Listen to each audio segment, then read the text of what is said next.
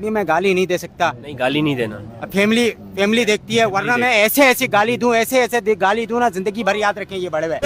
पकड़ मारो जो पकड़ पकड़ ले पहन के लौड़े रुक तेरी बहन ले मादर पकड़ पहन के लौड़े मादर जो अभिजीत पता হে গাইস, ওয়েলকাম টু দৃষ্টান্ত মোড। আমি দৃষ্টান্ত, আর আজকে হইচইতে রিলিজ করেছে একটা ওয়েব সিরিজ যার নাম হচ্ছে ভোগ, আর এটার রাইটার হচ্ছে অভিক সরকার। হ্যাঁ, অভিক সরকারেরই ভোগ যে নভেলটা আছে সেটার ওপরেই এটা আধারিত, যেটা নিয়ে অলরেডি একটা দারুণ সানডে সাসপেন্সের এপিসোড আছে, আমার খুবই পছন্দের সেটা।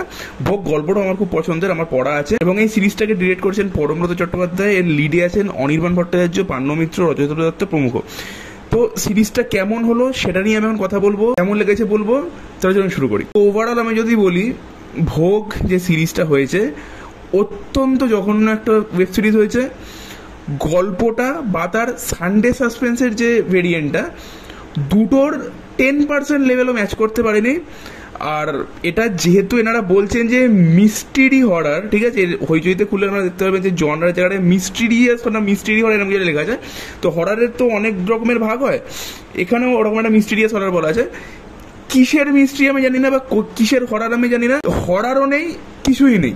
আমরা যদি হরারের আলাদা আলাদা সেগমেন্টগুলোকে দেখি, যেমন ধরুন কিছু আছে জাম্প স্কেয়ার হরার, কিছু আছে যে এনভায়রনমেন্টাল হরার, কিছু আছে একটু সাইকোলজিক্যাল হরার, কিছু আছে মাসি হরার বা গড়ি হরার। তো এরকম প্রচুর হরারের সেগমেন্ট আছে। যেমন ধরুন নান বলে একটা সিনেমা আছে, দ্য নান, যেটার পার্ট 2টা অত্যন্ত খাজা একটা সিনেমা ছিল। দ্য নানের যেটা দেখবেন যে this is more like environmental and jump scary হরার।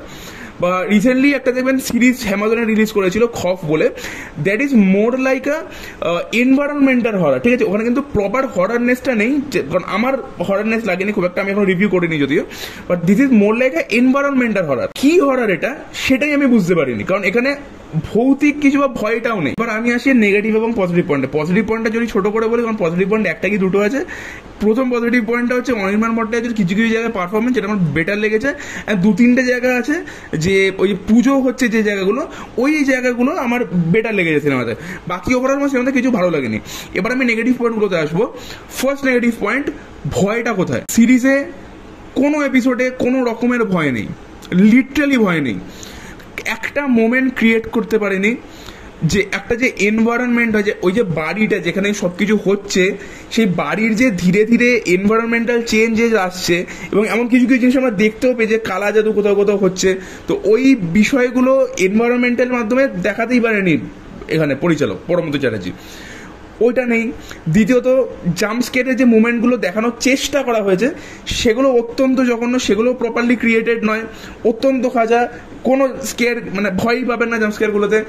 তৃতীয়ত হচ্ছে এই যে ক্যারেক্টারটা অনির্বাণ ভট্টাচার্য, তার যে ইমোশনাল সাইডটা, ঠিক আছে, বাড়িতে একা থেকে তার মা বাবা মারা গেছেন, ওই যে দিকটা, সেটাকেও যে, এবং ওইটার ফলে যে এই যে মূর্তিটা আছে সেটার ফলে তার মধ্যে যে চেঞ্জেসগুলো হচ্ছে সেটাকেও এখানে সেভাবে দেখানো হয়নি বা দেখানোই হয়নি।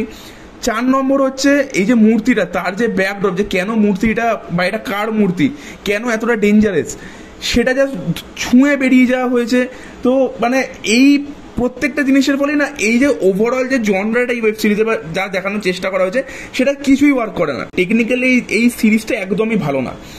টেকনিক্যালি দুটো দিক আছে, একটা আমরা যা দেখতে পাচ্ছি VFX, CGI, cinematography and subs, আর একটা হচ্ছে এডিট। প্রথমত বাজেটের কারণে ভিএফএক্স অত্যন্ত জঘন্য। ক্লাইম্যাক্সের যে এপিসোডটা, যেটা অত্যন্ত খাজা এপিসোড, সেই এপিসোড একটা জায়গায় যে পান্নু মিত্ররাম উড়ছে, ঠিক আছে, মানে সেখানে ওয়্যারিং এর কাজ হয়েছে। আমাদের বাংলার স্পেসিফিক্যালি হিরোইনরা যে এই ধরনের হার্ড ওয়ার্কিং বা এই কেবল ওয়ার্ক এইসবে মানে খুব একটা করেনি কাজ কখনো, তো পুরো দেখে বোঝা যাচ্ছে সে ওখানে কমফোর্টেবল নয়।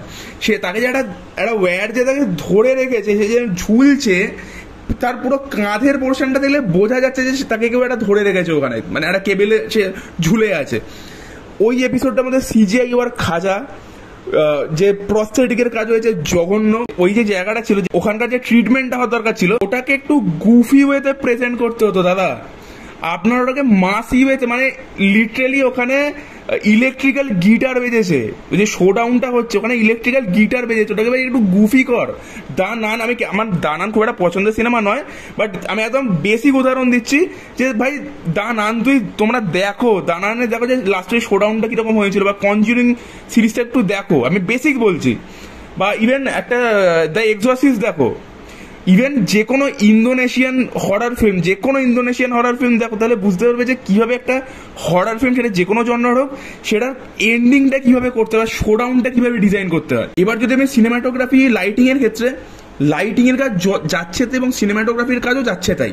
এবং এই লাইটিং এবং সিনেমাটোগ্রাফির কারণেই যে যেটা ওই ডার্ক এনভায়রনমেন্টটা সেটা ক্রিয়েটিভ হয়নি, যে ক্রিপি এনভায়রনমেন্ট ওটা ক্রিয়েটিভ হয়নি। একটা বাড়িতে ভাই একটা পিশাচ এসছে, ঠিক আছে, আরো 3-4টে তার লোকজন আছে, পিশাচের লোকজন আছে, মানে পিশাচিনীর লোকজন আছে, তো ভাই তুই সেটা ক্রিয়েটই করতে পারিস নি। হইচইয়ের একটা খুব বাজে স্বভাব আছে যে প্রত্যেকটা ওয়েব সিরিজের এপিসোডকে 6খানা এপিসোডে করা, ঠিক আছে, প্রত্যেকটা ওয়েব সিরিজকে, সেটা যে কোনো জনরার হোক, যেটার ফলে কি হয়, এই ধরনের ইম্পর্টেন্ট ওয়েব সিরিজ যেটা স্পেসিফিক্যালি হরার জনরার মধ্যে অপারেট করছে, এবং হরার জনরাকে যদি আপনি টাইম না দেন, তাকে যে বিল্ড আপটা না দেন, তাহলে সেটা কোনো লাভই নেই সেটা বানিয়ে, বা সেটা কোনো ওয়ার্কই করে না, অডিয়েন্সের সাথে কানেক্টই করে না।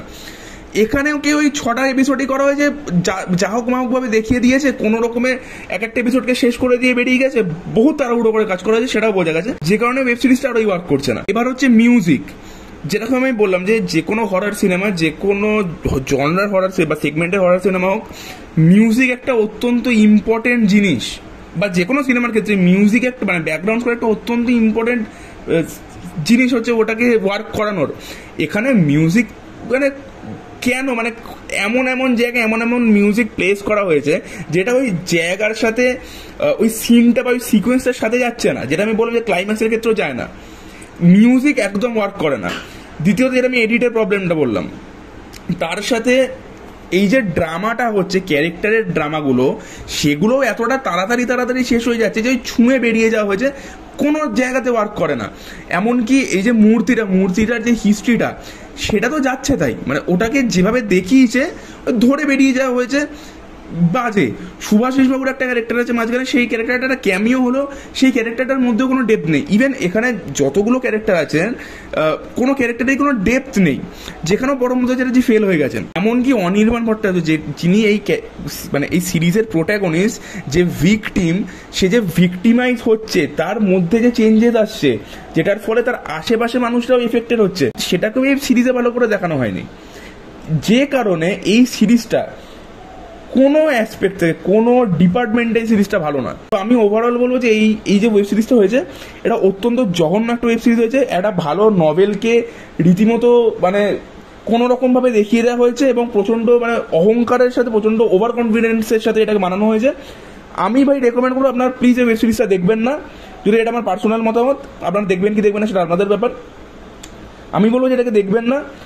এটা না দেখে আপনারা নভেলটা পড়ুন, আপনারা সানডে সাসপেন্সটা শুনুন, বা এর আগে 2019 একটা সিনেমা এসেছে যার নাম হচ্ছে পূর্ব দক্ষিণ পশ্চিম উত্তর আসবেই, ওটাকে চেক করতে হবে। যদি ওটা 3টে গল্পের, মানে অভিষেকের 3টে গল্পের উপরে বেশ ছিল, যার মধ্যে একটা মানে ভোগটাকেও ইনক্লুড করা হয়েছিল ছোটভাবে, ওটাকেও আপনারা দেখতে পারেন।